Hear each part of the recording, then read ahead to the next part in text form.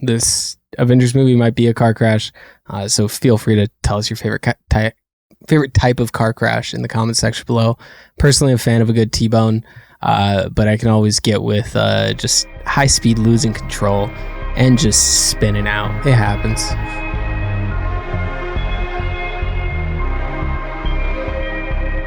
Hello and welcome back to another episode of the Variant Cast. I'm here again with my favorite guest.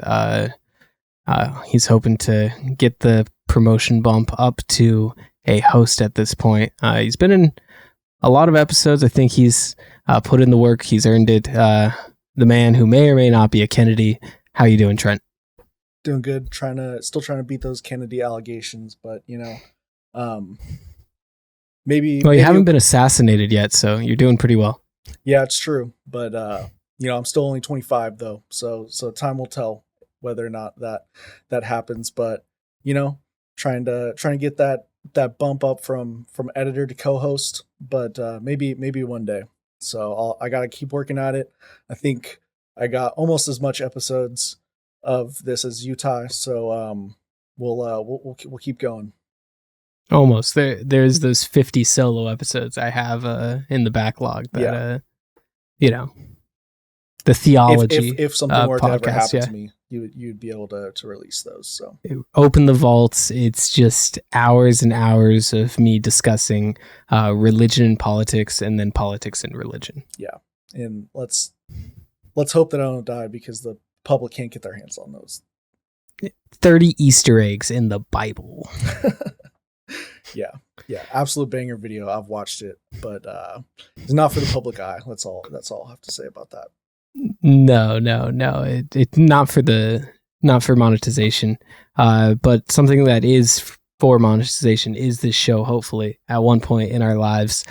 Currently, all it really is talking about Agatha, the Penguin, all those comic book shows that are coming out right now that aren't necessarily the comic book shows that you'd expect, but they're getting some pretty solid reviews. And then we have some more expected comic book stuff with Avengers news. So if you are wondering what's going on with the Avengers, feel free to stay tuned. That's going to be at the latter half of the episode. As we go ahead and get into this, we're going to probably start off just talking some Agatha. This is all going to be spoiler free. So if you haven't watched it, if you're on the fence about watching either Agatha or the Penguin, don't fret. You're not going to get anything spoiled. This is just going to hopefully push you one way or the other as we kind of break these down real quick. So why don't you start with Agatha? What are your impressions of the series thus far, as we're about the midway, a little over the midway, depending on who you ask? Yeah, I think that me, like many people, were a little skeptical going into Agatha because as she was a standout character in WandaVision, like it was kind of a question of whether or not she could hold her own as a solo to a series and whether or not it could find its place inside the MCU. And I think it's done both of those things really well. I think that Catherine Hahn is a great lead. And if all else failed in the show, I still think that I feel like she would still be able to carry it pretty well. And on top of that, I think that the writing is just pretty solid in it. As you were saying a couple of episodes back, like there are some funny jokes in it where the jokes just land. And I think that probably is due to how many good comedic actresses they have in the show. But it all works. And with this whole witch inside this whole witch theme, I think it works really well. Yeah, absolutely. I think this is probably the best quote unquote team up thing they've put together in a minute. Pretty much the last whole phase of Marvel has been team up things. But this one actually feels like a cohesive team. People are playing off each other well. There's a few, a little where it gets a little Disney Channel for me. But I think for the most part, it does feel like a cohesive show about witches, which you don't necessarily expect out of the MCU. But I think with WandaVision, I came into it with not high expectations, but looking forward to it. Whether it was good or bad, I think was going to be an entertaining watch, and it has been thus far. I don't know about. I feel like everyone already knows the reveal that's going to happen of like, but it's just like kind of confusing working up to it. Yeah. That's not on their part, but I think everyone can. If you are like into MCU movies and into like the comics, you'll probably be able to guess the reveal. Like 2 episodes in, 1 episode in, Yeah. or you've already heard it at this point. Yeah, I think that was one of the things where it's like it was kind of just delaying the inevitable of what everyone knew what was going to happen, which I mean, I guess would be fine if they kind of like did like kind of like a bait and switch almost. But I think that yeah, leading up to something that we kind of know is going to happen kind of did put a damper on it for me in the slightest It way. did, at least like the lead up did allow for some character development with Agatha. So if there's anything that could be like pointed to as a positive, it would be that. Yeah. But I think all in all, the show has a good structure. It feels like a series and not a really long movie. I think that's probably my biggest complaint about like Secret Invasion is it just felt like a really long movie. That was a very bad long movie. Mhm. Same with Falcon and the Winter Soldier, or yeah, that's what it was called. A lot of their series and like Loki to some extent feel like long movies, which isn't necessarily a bad thing. But I do think for something to be justified to be a series, it has to have a structure. And episode structure is something I think is important and why a lot of series like miss the mark for me. And I think this one has actual episode structure. It's why I like She-Hulk more than a lot of people. There was episode structure to it. Even though the finale was kind of weird, Yeah. there was at least structure. And this kind of gets us back into that where it's like, okay, there's something to expect, but you also don't exactly know where that's going from that front. Yeah. And I think that the show does a really good job of using like the set really well and using each episode to kind of tell a story within it. And uh with that it like just the effects that they use are really good. Like there's a shot where they're kind of like using a sink as like a mix to mix potions, and you could like see the light around it, and the set design and everything was just all really good. And so all big ups. Yeah. Yeah, no, big ups there. And if you are interested, we are going to be doing kind of a supernatural franchise MCU breakdown, kind of like we did for the Planet of the Apes, where we did like a retrospective. We're going to be going through every MCU property that we would classify as supernatural side of things, the Werewolf by Nights, the WandaVision, stuff like that, and kind of just giving a current, I guess, state of affairs of the supernatural side of the MCU. Will it be something expanded upon going forward, or does it kind of feel like Marvel is moving on from it? We'll be going over all that and spoilers in regards to Agatha on our next show. So if you are interested in that side of the MCU, make sure you catch that episode. Yeah. But currently, I'm deciding if I should watch The Penguin. I have kind of stayed away from a lot of DC properties until the James Gunn verse kicks off. But why don't you tell me why I should watch The Penguin, Trent? So I was debating on whether or not I should watch The Penguin, but after 3, I think I haven't watched the 4th episode that just came out, but I'm completely sold on this series, man. I mean, the just the cinematography alone is really great. It's not on par, or like it's not as good, I would say, as the Batman. But it is good enough to feel like it is in that same universe. But the each character I feel like is written really good. Like you could tell each character has like true motivations and true like underlying issues that they have, and stuff that's about to boil over. And maybe it's just because, you know, I just finished The Sopranos, but it does have a little bit of Sopranos in it. Like it's like Penguin trying to rise to the top of the crime scene in Gotham, and you know, I think that there's some really great characters in it with like Sophia Falcone, and Oz is really good. Like the just it's just amazing that that is Colin Farrell, because like the makeup and everything is just I my mind is just blown every time I look at it, because I'm just like, that can't be Colin Farrell. That's just completely different human being. And so he just absolutely kills it. And I was a big fan of The Runaways on Hulu, and Alex, who is the main character in The Runaways, he shows up in this, and he's really good in it. He plays like a street, almost like a street level. You'd want to call him thug, but he's not even really a thug, because he was just a guy who got hired as like Penguin's driver, and apparently that's, you know, that's how Penguin started out. So you kind of assume that he's going to kind of take the same path, but you know, it's all really good, and each character in it, I feel like, you know, you find yourself rooting for characters that you wouldn't normally want to root for. And it's also cool that it takes place in the same universe as the Batman, because you could definitely see the bleed in from the movie to this, and you could see where it's kind of setting up the next movie. But yeah, it's just a great standalone series as well, if you want to just check it out. Yeah. All right.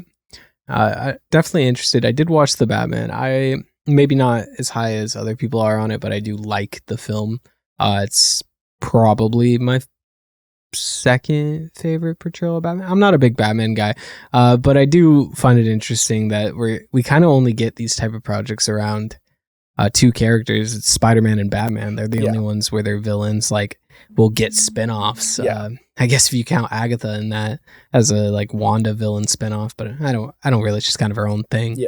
I was just thinking about, like, we've never gotten like a Lex Luthor project, and maybe that just speaks to like the popularity of Batman villains versus like even someone as recognizable as the name like Lex Luthor. But I think it makes sense, especially with the universe that the Batman set up, kind of gritty, very much not quite like noir, but like almost I guess gritty is the only word I'm gonna think of here. It's almost noir. I mean, they were setting up the Batman to be like a detective noir film. So I think that it definitely falls in line with that. It's like a modern day like crime drama, and because, you know, Batman is supposed to be the world's greatest detective, so he is supposed to be out there, you know,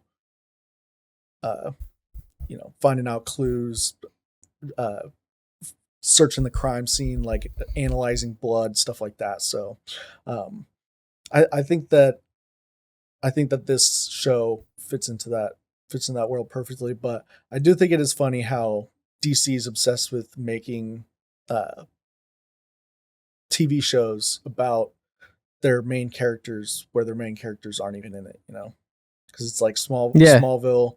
Like, you had the whole lead up to Superman, no Superman in it, just Clark and Lex. And then you got Gotham, which ended up being a Bruce Wayne show at the end of the day, but it took till the last season for him to suit up as Batman. But then it's like, again, it's going back to Gotham City, but no Batman on TV, because I think they have a rule against that or something, where it's just like they can't use Batman or Superman.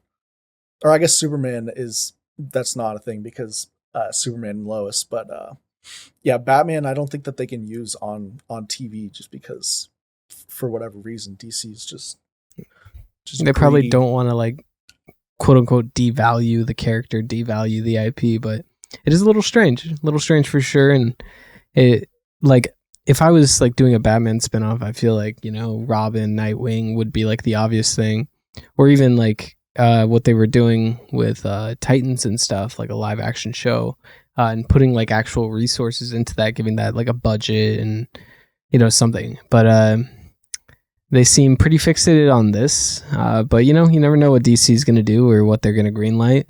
And at least this is a quality show from the sounds of it. So may or may not give it a watch. I got a lot of things on my plate, but it at least sounds like it would keep my attention. Yeah. Speaking of keeping attention, are we going to be able to keep Gen Z's attention on the Avengers? Because Marvel sold out, trying to appeal to younger audiences towards the end of Phase 4, and right now is when they would hopefully be reaping the benefits. But this is probably the least hype going into a Avengers movie. We'll have to see once trailers start dropping what that looks like. But we do have a bit of news for the people that like to be informed. If you want to go into the next Avengers completely blind, maybe this isn't the video for you, but I think at this point, most people are just kind of interested to see what Marvel is doing. So Trent's got a bit of a rundown going on. What are we thinking here? Yeah, so from my perspective, I feel like we're so far out from these Avengers movies that reading these plot lines or which characters are going to interact with which doesn't really affect my viewing experience of the movie this far out, so yeah, that's how I feel as well. Like, it's probably going to change like 8 more times, but yeah, I think these are like valid like rumors. These are things that are actually being discussed, so one of these 8 things might end up being true, but most likely most of them not. Yeah. So apparently Andrew Garfield, we're starting off with Andrew Garfield, is apparently signed on for Avengers 5 and 6. Whatever capacity that is, it's unknown. But they are saying that, I think we said this in our last Avengers video, but Tom Holland Spider-Man is supposed to be the main focus of Avengers 5, which I think makes sense. So adding those multiverse Spider-Man in it kind of makes sense. I hope that we get Toby back as well if we're getting Andrew back. But it sounds like in 5, it's going to be, so that's Doomsday, and Doom is going to have more relationship with Peter than he does with Reed in this iteration. So kind of interesting that they're kind of making Doom an Avengers villain first, other than a Fantastic Four villain. But apparently they do have plans to have Doom live on longer and kind of build that relationship up with Reed throughout the next Fantastic Four movies. And that makes me think that maybe the Reed that we'll get in the Fantastic Four movies won't be Robert Downey Jr. I guess they did say that it's from a different dimension, huh? This Doom. So who knows? These are all it makes the relation with Spider-Man kind of strange, because it's like Robert Downey Jr. as like, Iron Man was this Spider-Man's mentor, so makes it a little weird. But I think that's why this all goes back to my theory of like, I think that Doom will somehow use magic, change his face into Tony Stark to make himself like almost like a Jesus has risen moment. And so everyone will like kind of trust, I don't know. Everyone will be like, "Oh my God, this is Tony Stark. We have to listen to what he says because he came back from the afterlife." And so that's obviously gonna fuck up Peter.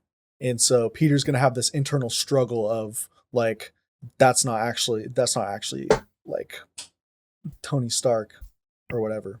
I don't know, because every single Avenger is gonna know instantly that that's not Tony Stark. So maybe that's the whole premise. But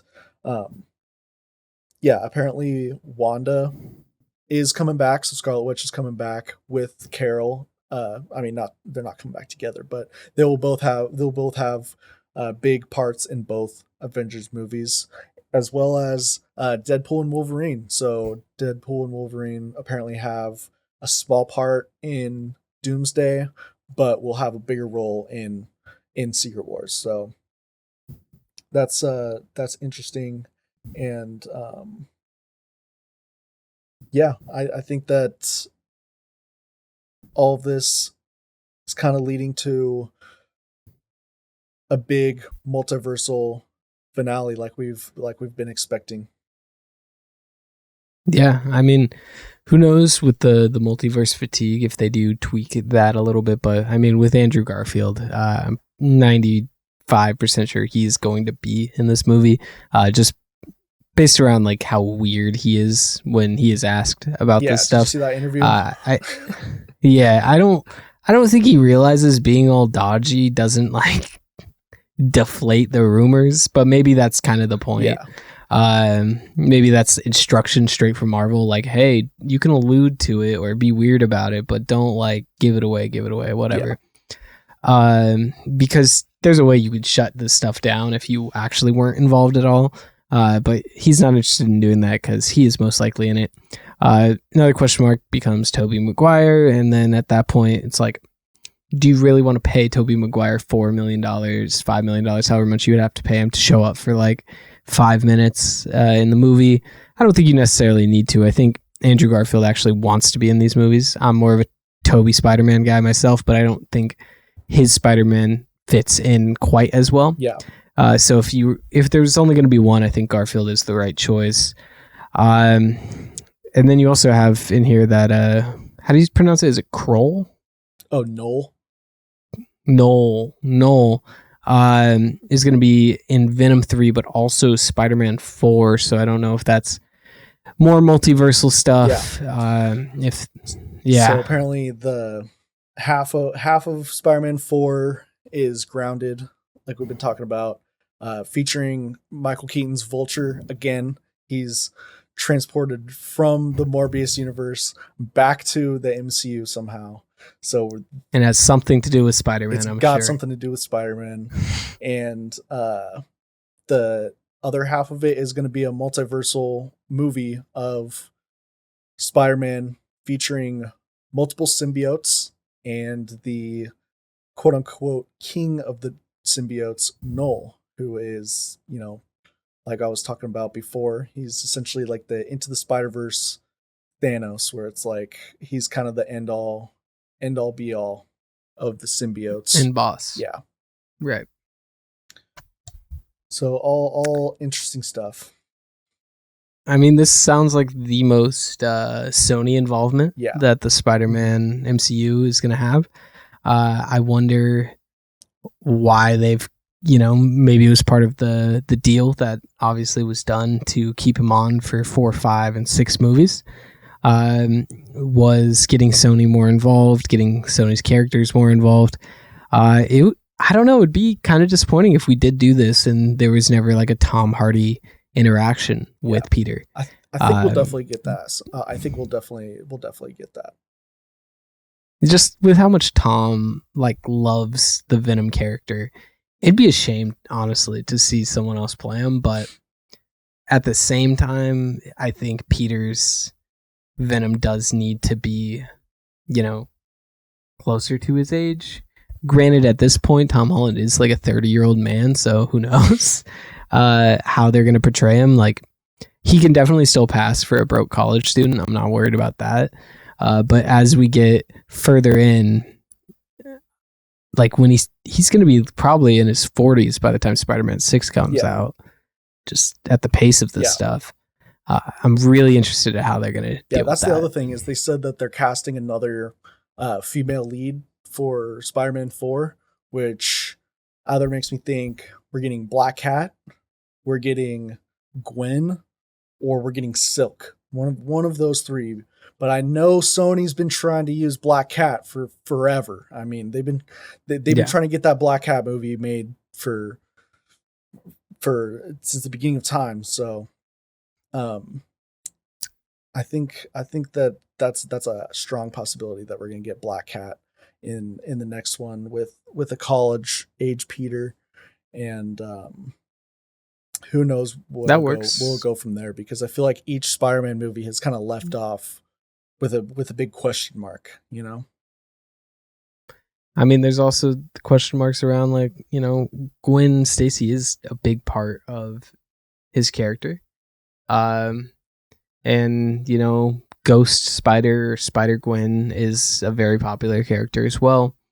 There's a lot of multiversal stuff going on. We've never gotten a live action Spider-Gwen. I'm interested to see if that takes a turn. I could definitely see them doing like a Gwen Stacy storyline, and then bleeding that into a Ghost Spider movie. But with how popular that character is, I really couldn't see a world where we're like 20 years down the line that we don't have like a live action Spider-Gwen still. Yeah, it's facts. I mean, I think it's an inevitability.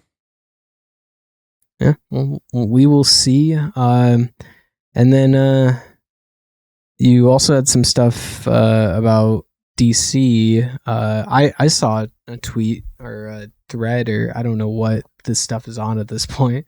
A screenshot of apparently people are really fixated on like the height of Wonder Woman. Like they're like, oh, Superman needs to be taller than Batman, but Wonder Woman needs to be taller than Superman. And I guess the actor playing Superman is like 6'4", 6'5", or something like that. 6'3" maybe, but like James Gunn confirmed that like, hey, we can't find a woman that can act that's just like 6'5". There's a very minimal talent pool that you were looking through. So she's probably not going to be taller than Superman. Yeah. So for all the height truthers out there, unfortunately, you're going to have to suspend your level of disbelief for a little bit. Superman might be taller than Wonder Woman, and that's okay. Yeah, I was just just rapidly scrolling through the 6'4" actresses tab on IMDb, and I couldn't find anything. So, open up the WNBA rosters and just start fantasy casting from there. Yeah. That's what they're gonna have to do apparently. But well, what they have cast is our Green Lanterns. So people were always expecting our Hal Jordan to be a little bit on the younger side, but it seems like they're going for somebody in their 50s. So they went with Kyle Chandler, who you probably know from being the white dude of any movie ever. So this this dude, big role. He was cast as Hal Jordan, and this is going to be for a Green Lantern TV series, I believe. This was the HBO series that was rumored a long time ago. That's finally in development in the DCU. So this is a Green Lantern movie or TV series that's kind of like a True Detective style TV series following like a space based crime, but it's supposedly set on Earth. So kind of mixed feelings about it being set on Earth. I mean, I think that being on TV definitely probably limits the budget a little bit, but I would like to see, at least like 30% of the series take place in space, but I know that that's not going to happen. But we do have our Jon Stewart as well, so the TV series is going to be led by Hal Jordan and Jon Stewart, which I'm excited about because we haven't got a Jon Stewart in live action yet. But yeah, he was. Let's see.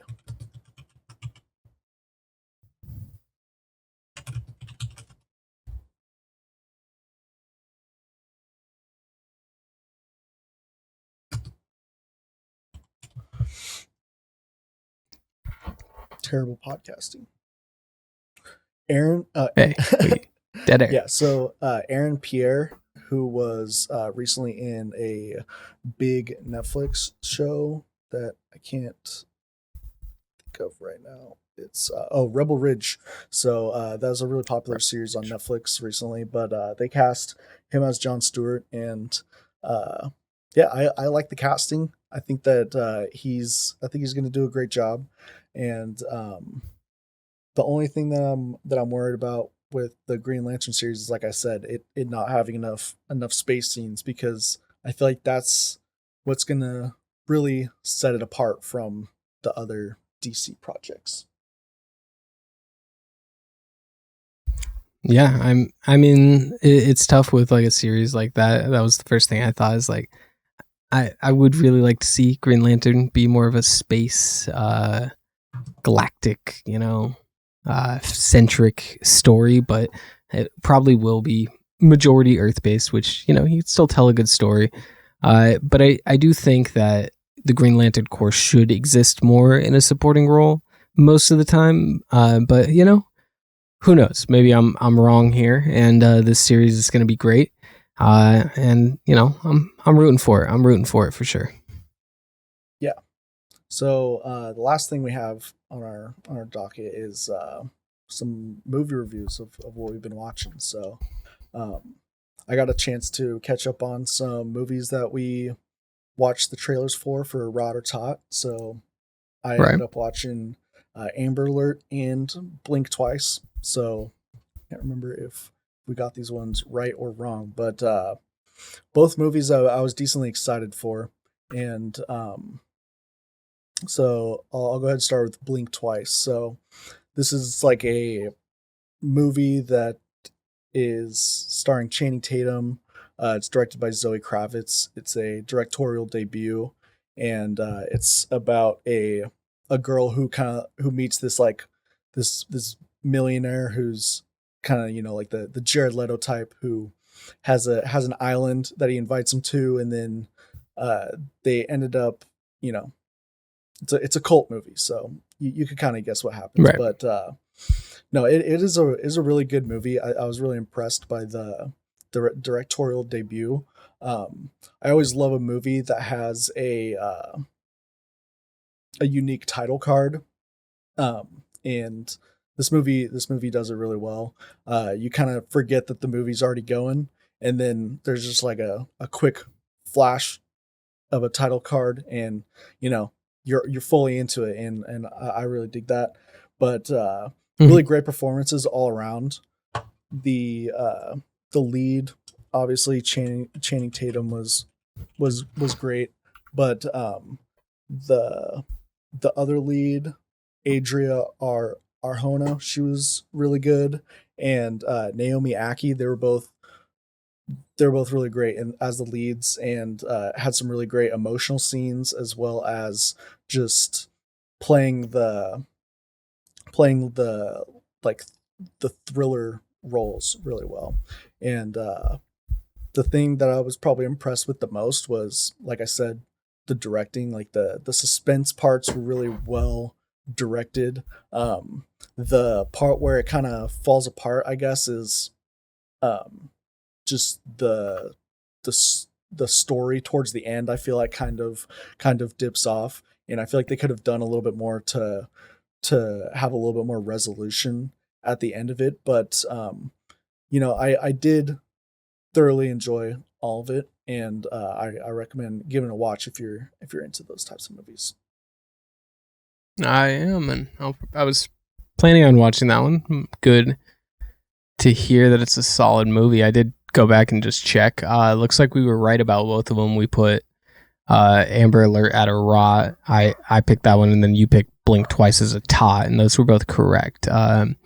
So that would insinuate that Amber Alert wasn't as good of a movie. But what did you think of it? So Amber Alert, it would be a really good movie if it was like the first of its kind. It's one of those movies like the Halle Berry movie, The Call, where it's just like it's a person on the end of a 911 call, like trying to rescue or trying to help the person that's trapped or whatever. But it does a really good job at the suspense parts. Tyler Tyler James Williams from that sounds right. Elementary. He does a really good job of just like never playing one-dimensional characters. Like he always feels like he has like some sort of complexity to him, or some underlying things that he's dealing with, and I can really appreciate that when I'm watching him. Same with Hayden Panettiere. She does a really good job, and the movie tackles some themes that I feel like are kind of difficult to tackle sometimes, but they do they do a decent job at doing that and portraying that. But again, where this movie kind of falls apart is the end, where it's just like it's just like you kind of just know what's going to happen. It's one of those movies where like it's either like the thing's going to happen or it's not at the end of the day, and like if it doesn't happen, then what was all of this for? So from that point, I feel like that was probably why the reviews were kind of low on it, is because, you know, it is kind of just like a predictable movie, but it does have some really great performances, and the writing is really good. It's interesting. The director of this movie is Carrie Bellas. Apologies, I'm butchering that, but she's only directed 3 movies, and 2 of them are named Amber Alert. I think don't know this is a what remake of like a foreign film. Like this is an American remake by the same director of like a foreign film of the same name. That would track. That makes some sense. I was looking it up too. And why is there 2? Yeah, same director. All right. Also, she worked in the Yo Gabba Gabba art department for 1 episode in 2007. That is the only other credit she has. Yeah. But I mean, I'm gonna go check out that Yo Gabba Gabba episode. I'll report back to you guys next week when we go over the supernatural side of the MCU, and then we may also do the Rotter Tots that episode, depending on how much time we have. We might save that for the next week. It looks like we should have time to do both. We'll have to see, though. Get that figured out. But I do appreciate everyone for watching this episode. Hopefully you learned something, have something to look forward to. Or didn't, and you just sat through it and turned your brain off. I appreciate both of you equally. Thank you. Yeah, thank you all for listening. Go ahead and leave a comment if you agree with our assessment of those 2 movies, or Agatha or The Penguin, or if you're even excited to see Avengers 5. I mean, they're so convoluted that you may not even be excited for it. If so, leave us a comment. But make sure to leave us a like on this episode, and like Ty said, make sure to tune in next week for Supernatural MCU rankings. So yeah, or if you like car crashes, this Avengers movie might be a car crash, so feel free to tell us your favorite type of car crash in the comment section below. Personally, I'm a fan of a good T-bone, but I can always get with just high speed losing control and just spinning out. It happens. Yeah. Thanks for listening. Thank you all. We'll see you next time.